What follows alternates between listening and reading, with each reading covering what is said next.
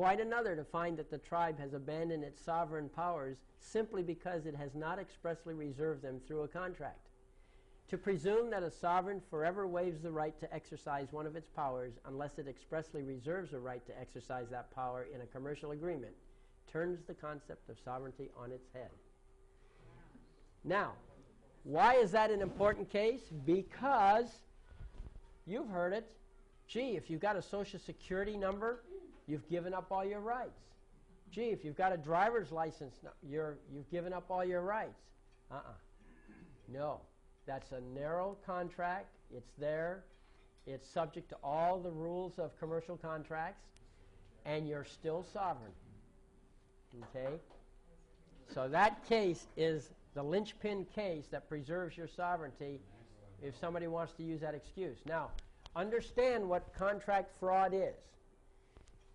If you and I go into a contract and I know something that you don't know about this contract, and I know that if you knew, you would not go into the contract, and if I fail to inform you of it and I go into the contract with you anyway, that is fraud, and that crashes the contract.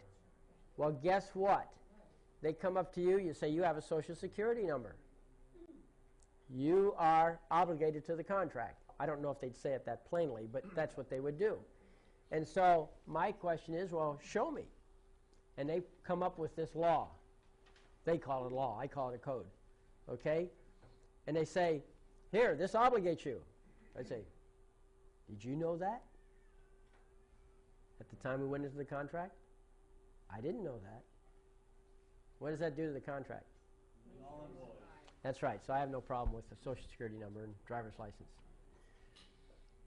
I admire those who fight the battle, but the fact is that I've been fighting so many bigger battles with other people and so forth, helping them out, that I haven't really taken time to take care of those issues.